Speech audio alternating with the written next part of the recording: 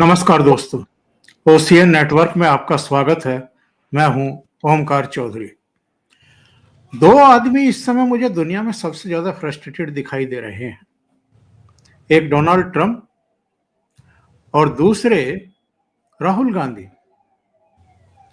Donald Trump कई बार ऐसे बयान देते हुए पकड़े गए हैं, झूठ बोलते हुए पकड़े गए हैं, जो एक्चुअल में घटनाएं हुई नहीं, पर्दे के पीछे भी नहीं हुई, ऑफ द रिकॉर्ड भी नहीं हुई, और उन्होंने कैमरों पर आकर के वो दावे कर दिए। और एकाधिक बार, बल्कि मैं कहूंगा 3-4 बार, हमारे विदेश मंत्रालय ने के अलग अलग स्तरों पर जो ऑफिशियल्स हैं, उन्होंने बाकायदा सीधे सीधे खंडन किया, खंडन करना पड़ा। अभी हाल में फिर से उन्होंने ऑन कैमरा ये दावा कर दिया कि प्रधानमंत्री नरेंद्र मोदी से जो उनकी टॉक्स हुई हैं, तो मोदी जी ने कहा है कि भारत बहुत जल्दी या तुरंत रूस से ईंधन खरीदना बंद कर देगा, तेल खरीदना बंद कर देगा। जब ये दावा किया गया उसी समय हमारा माथा ठनका, क्योंकि सारा मसला ये है 50% टैरिफ लगाए बैठे हैं और रिश्ते खराब किए बैठे हैं भारत से। वॉशिंगटन बुला रहे थे, प्रधानमंत्री नहीं गए। इसके बाद जन्मदिन पर बधाई दी, फिर से अपना मित्र बताया, फिर उन्होंने शर्मल शेख बुलाने की कोशिश की, प्रधानमंत्री वहां भी नहीं गए, अपने विदेश राज्य मंत्री को भेज दिया। ऐसे में जबकि एक लाइन ले ली है मोदी जी ने, तब डोनाल्ड ट्रंप की इस तरह की बयानबाजी ये चौंकाती भी है, आश्चर्यचकित भी करती है, और अल्टीमेटली विदेश मंत्रालय ने उसका खंडन किया। एक तो हम जरा इस पर चर्चा करेंगे। तो मेरे साथ जुड़ रहे हैं आपके सुपरिचित जियोपॉलिटिकल मामलों के गहन ज्ञाता कर्नल अजय रैना सर। तो उन्हीं के साथ जुड़ करके जरा समझने की कोशिश करते हैं। अजय जी, बहुत स्वागत है। नमस्कार। नमस्कार ओमकार जी, बहुत बहुत धन्यवाद बुलाने के लिए। अजय जी, 2-3 खबरें एक साथ हैं। एक तो डोनाल्ड ट्रंप का रूस से जो भारत तेल खरीद रहा है उसको लेकर के दावा, जिसका बाद में हमारे विदेश मंत्रालय ने खंडन कर दिया। दूसरी खबर आ रही है यूक्रेन रूस युद्ध से संबंधित। आज ही ये खबर आई कि 2 घंटे पुतिन साहब से उनकी बातचीत हुई है, पहले भी हुई हैं, बल्कि अलास्का में भी हुई हैं। नतीजा क्या निकला? जानकारी मिल रही है कि हंगरी में शायद उनकी अगली मुलाकात होगी और जेलेंस्की भी पहुंच रहे हैं। तो पहले तो जो उन्होंने बयान दिया मोदी जी के हवाले से, इस पर मैं चाहूंगा कि आप थोड़ा सा रोशनी डालें।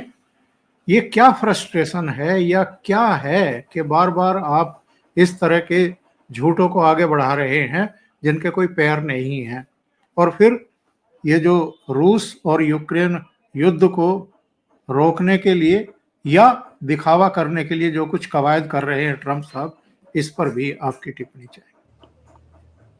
जी ओमकार जी, ये आपने देखा होगा कि ट्रंप झूठ बोलते हैं और उसके 2 या 3 या एटलीस्ट 24 घंटे के बाद, या 24 में भी नहीं हुआ, 48 घंटे में हो रहा है लफली, उसके बाद हमारा विदेश मंत्रालय से वहाँ से खंडन होता है। और जो पहला झूठ बोला था कि हमने लड़ाई रुकवा दी, उसका तो पार्लियामेंट में कितने महीनों बाद हुआ। लेकिन उसके बयान देने में और खंडन होने के बीच में एक एंटिटी है जिसका नाम है राहुल गांधी। वो कूद पड़ते हैं और फिर वो फनी सी बातें और ट्वीट और डर गए। तो मुझे तो अब ये लग रहा है मोदी जी की और ट्रंप बहुत अच्छे दोस्त हैं, मित्र हैं बहुत अच्छे। वो जानबूझ के झूठ बोलते हैं, फिर ये बेवकूफ़ अपने पैर पे कुल्हाड़ी मारता है, उसके बाद भारत का खंडन करता है। तो ये भी बहुत बड़ी स्ट्रेटजी हो सकती है, मित्रता है ना उनकी। पर ये तो खैर मजाक की बात हो गई। देखिए, वो उन्होंने जो शब्द यूज़ किया था कि मोदी जी ने मुझे यकीन दिलाया है और इज टोल्ड मी कि मैं ऐसे ऐसे करूँगा। तो ऐसे सुनने को ऐसे लगता है कि बड़ी इनकी आपस में टेलीफोन कॉल हुई है और मोदी जी ने प्रॉमिस किया, मिले तो नहीं है काफ़ी देर से।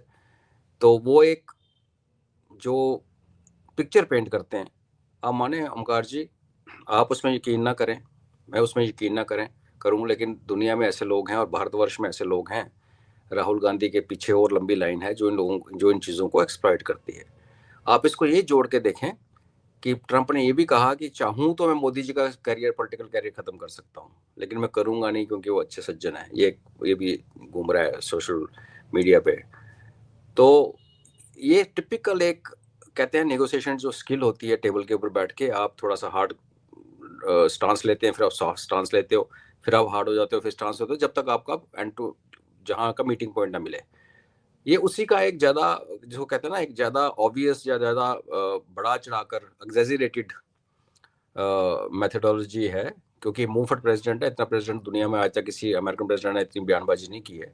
तो उस संदर्भ में देखोगे तो बेसिकली वो यही कर रहा है। जैसे मोदी जी को एक बात बोलता है, फिर झूठ बोलता है। आई थिंक वो कंपल्सिव लायर है, उसको झूठ बोलने की आदत है। और जितना वो झूठ बोल रहा है और उसके जितना आगे से एक टाइम था भारत चुपचाप सह लेता था कई बातों के, आजकल आगे यहाँ से रिबटल पार्लियामेंट के फ्लोर से भी जा रहा है और विदेश मंत्रालय की ब्रीफिंग में जिसमें फॉरेन प्रेस भी आती है।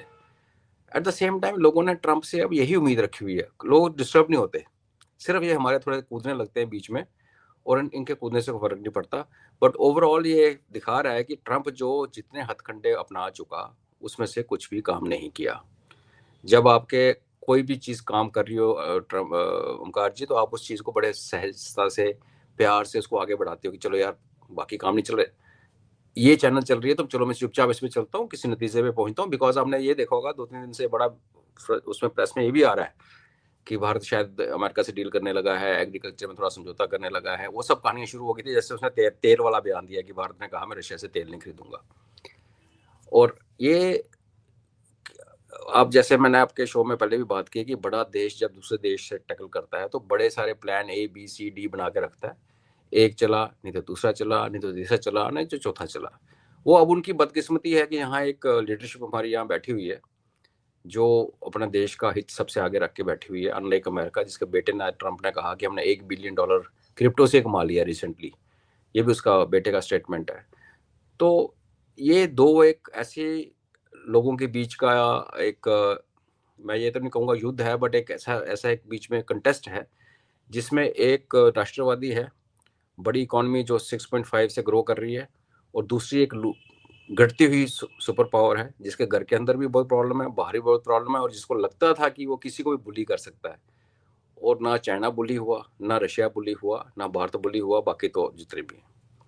तो ये जब तक उसके plan A B C D खत्म नहीं होंगे ये कुछ ना कुछ करता रहेगा। और उसके जो गुर्गे यहाँ हमारे भारत में पलते हैं उन डॉलर्स पे, वो उसका अपनी जनता को गुमराह करने का बात करते रहेंगे। आज हमारे गांव में आप आइए, वो काफ़ी कांग्रेस के चहेते लोग वहाँ रहते हैं, तो वो तो सिर्फ ट्रंप के बयान की बात कर रहे हैं, वो तो विदेश मंत्रालय की बात ही नहीं करते। तो ये एक तरीका देखने का। और दूसरा जो सवाल आपने जो कहा था कि ये जो ट्रंप की ये जो रशियन प्रेसिडेंट पुतिन से बात हुई, तो उसमें भी देखिए ऑयल का कोई जिक्र नहीं हुआ। अगर ऐसा हुआ होता तो पुतिन और ट्रंप उसमें पक्का मेंशन करता है कि हाँ पुतिन साहब ने भी कंफर्म कर दिया, या पुतिन साहब को मैंने बोला कि ठीक है भारत को, ऐसा कुछ नहीं है। वहाँ वो बात कर रहा है कि लड़ाई बंद करके ट्रेड शुरू करते हैं तो जितना पैसा कमाना था लड़ाई में कमा लिया, अब रिकंस्ट्रक्शन में कमाऊंगा और साथ में तेरे से ट्रेड शुरू करता हूँ, बिकॉज जब तुम ट्रेड नहीं करोगे तो हम तो भूखे मर जाएंगे, हमारी बिजली प्रोड्यूस होनी बंद हो जाएगी अमेरिका में, यूरेनियम नहीं आया तो बेसिकली एक जाल इसने ऐसा बुना ओमकार जी जो कि किसी सुपर पावर के प्रेसिडेंट को शोभा नहीं देता। बदकिस्मती इसकी ये रही है कि जिस ये जाल बुन रहा था तो और नई नई पावर सामने खड़ी होके खड़ी। अभी चाइना को आप इग्नोर नहीं कर सकते, भारत को आप फिर भी 8-10 साल बाद कॉम्पिटिटर मानोगे, आज नहीं मानोगे। आज आप बोलोगे हाँ एक उभरती पावर है, चाइना को तो आप इग्नोर नहीं कर सकते, तो एलिफेंट इन द रूम है। और रशिया को आप 35 के 35 मुल्क मिलकर कुछ कर नहीं सके। तो ओवरऑल वही है, फ्रस्ट्रेटेड आत्मा है। अभी बुडापेस्ट में मिलते हैं नहीं मिलते, आज जेलेंस्की मिलेगा, आज व्हाइट हाउस में, देखते हैं क्या होता है। पुतिन जिसने इतना सब्र किया है, इतनी बड़ी लड़ाई को अपने तरीके से चलाया, लॉसेस भी सफ़र किए लेकिन अपनी टॉलरेंस रखी, एक वो लिमिट। जितना ट्रंप आज फ्रस्ट्रेटेड है, अगर पुतिन इतना इससे आधा भी फ्रस्ट्रेटेड होता तो आज यूक्रेन नक्शे से मिट गया होता। उसके बदले में चाहे रशिया को भी नुकसान होता हो, न्यूक्लियर वॉर हो जाता, बट पुतिन ने मैच्योरिटी दिखाई है। और चाहे वो गाजा का पीस प्लान हो, चाहे अफगानिस्तान और पाकिस्तान का एक सीज फायर चल रहा, अभी 12 घंटे बचे हैं, और या फिर ये जो बातें कर रहा है कि एक यूक्रेन में ये करेंगे वो, मुझे इससे किसी की बात पे ना तो भरोसा है और ना मुझे लगता है कि इनमें से कोई भी डील जो है वो चल पाएगी। पुतिन अब उस मुकाम पे पहुंच चुका है ओमकार जी, कि वो यूक्रेन में अपनी टर्म्स डिक्टेट कर सकता है। लॉस कंज्यूम या लॉस बर्दाश्त करने की जो पावर है वो नेटो में अभी बची नहीं, यूक्रेन में तो बिल्कुल नहीं बची। जो हम मजाक में कहते हैं कि जब तक लास्ट यूक्रेनियन मारा नहीं जाएगा युद्ध चलता रहेगा, वो टाइप हालात हो गए हैं। तो अभी पुतिन देख रहा है कि आपने उसके हाथ से सीरिया निकल गया तो कहीं अफगानिस्तान ना निकल जाए, कहीं ईरान ना निकल जाए। ये जो भारत, चाइना, रशिया और ईरान का एक जो है बनने का एक पावर का एक्सिस, वो ना कहीं पे उसको हो, तो वो भी पुतिन ग्लोबल अफेयर्स में दोबारा आ चुके हैं। पिछले 2-3 साल से वो बिजी थे अपने उसमें। तो ये जितना मर्जी फ़ोन कॉल कर ले, 2 घंटे कॉल कर ले, लास्ट का मैं 3 घंटे की मीटिंग की थी तो क्या हो गया। तो ये कि आपका कोई सिक्का काम नहीं कर रहा, दूसरा सिक्का फेंको, तीसरा सिक्का फेंको, ये ट्रंप यही कर रहा है। मुझे इसमें से कुछ भी निकलता हुआ नज़र नहीं आता। अगर यूक्रेन की डील हो भी जाती है तो वो भी आप मान के चलिए ऐसे फ्रेजाइल सी होगी, जिसके अंदर कोई इंसर्जेंसी से स्टार्ट हो जाएगी, उसके अंदर मारदार शुरू हो जाएगी और Ukraine will go to hell. तो ये मैं देखता हूँ इन दोनों इश्यूज को जो आपने पहले उठाए। जी बिल्कुल सही बात आपने कही है। वैसे 2 खबरें और भी हैं अमेरिका से, अगर आप उन पर टिप्पणी करना चाहें।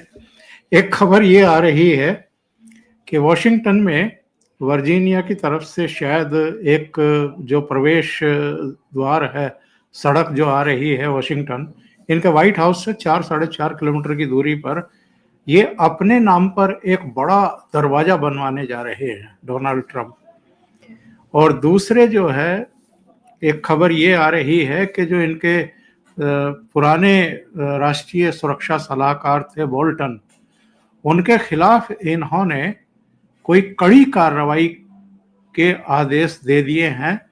उन पर कुल 18 आरोप तय किए गए हैं। कुछ गोपनीय सामग्री, सूचनाएं उन्होंने अपनी निजी मेल पर डाली थी, इस तरह के आरोप लगाए हैं। और बोल्टन वो व्यक्ति हैं अमेरिका में संभवतः इस पूरे प्रकरण में, यानी भारत पर 50% टैरिफ लगाए जाने पर सबसे तीखे आरोप और तीखी प्रतिक्रिया बोल्टन ने व्यक्त की थी। इन पर अटैक किया था और ये कहा था कि पिछले 25-30 सालों में जो प्रयास हुए हैं भारत को नजदीक लाने के, उन पर ट्रंप ने पानी फेर दिया है। तो बोल्टन पर जो शिकंजा कसा जा रहा है वो इसीलिए तो नहीं कसा जा रहा है। बिल्कुल ओमकार जी, जिस दिन बोल्टन ने पहला स्टेटमेंट दिया था उसके कुछ घंटों के बाद उसके घर में रेड हुई थी, और उसी रेड फिर उठा के इन्होंने उसका एग्जामिनेशन करके, फोरेंसिक एग्जामिनेशन करके उसका प्रूफ बना के उसमें प्लांट कर दिया। तो वेंजफुल ट्रंप पहले टर्म में भी इसको बदले लेने की जो भावना इसके अंदर है वो तब भी आपने देखी होगी कि पहले तो जब आया था फिर दरादर इसने अपने सलाहकार चेंज किए, इसको सैक किया। इसके लिए इंसान एक रिफिल पेन की तरह वैल्यू देखता है। पैसा बहुत है, दिमाग चढ़ा हुआ, ऊपर से प्रेसिडेंट बन गया, कि इसको किसी भी इंसान को सोचता है कि डिस्पोजेबल है। ये इंसान को इंसान नहीं समझता, और वो इसकी एक पर्सनैलिटी का ट्रेट है जो सामने आ रहा है। इसने इस टेनर में उससे अभी कम किया है, पिछले टेनर में इसने काफ़ी लोगों को बेइज्जत किया था, काफ़ी लोगों को बदतमीजी की थी। इस बार एलन मस्क को शुरुआत की थी, उसके साथ बोल्टन के साथ हुआ। तुलसी गबार्ड के बारे में उल्टा पुल्टा बोल दिया कि okay who she doesn't know, she जो हेड इंटेलिजेंस की देखिए आप। तो ये तो इसका पर्सनैलिटी ट्रेट है, इसका कुछ नहीं। दूसरी बात रही गेट बनाने का, इसका बात चलो तो ये गेटवे ऑफ इंडिया में भी अपना शक्ल फोटो लगवाने की कोशिश करे, बोले मैंने ब्रिटिश और जापानीज के बीच में बर्मा में लड़ाई रुकवाई थी जब मैं पैदा नहीं हुआ था। तो ये इसको आदत है ये शोमैनशिप की। और वो अभी देखो वो जो आर्मीनिया का कॉरिडोर का नाम बोल रहा है ट्रम्प कॉरिडोर, है ना। तो ये इसकी आदत है, और इस आदत को पाकिस्तानियों ने बड़ा अच्छा यूज किया है। और आप देख लीजिए उनके प्राइम मिनिस्टर क्या करता है, उनका चीफ ऑफ आर्मी स्टाफ क्या, वो डिब्बा लेके एक पंसारी की तरह घूम रहा था। हम नहीं वो कर सकते, तो हम इस पे हंस सकते हैं, जैसे आप हंसे, मुझे अच्छा लगा। एज भारतीय हमें हंसना चाहिए। और ये बेवकूफ़ इंसान है, चला जाएगा पर अमेरिका का बेड़ा गर्क करके जाएगा। ये हरकतें स्टेट्समैन वाली नहीं होती है ओमकार जी, आपने तो ज़्यादा दुनिया देखी है जी। अजय जी, बहुत बहुत धन्यवाद इतना समय निकालने के लिए और बहुत महत्वपूर्ण मुद्दों पर चर्चा करने के लिए। Thank you so much sir. धन्यवाद। जय हिंद। जय हिंद।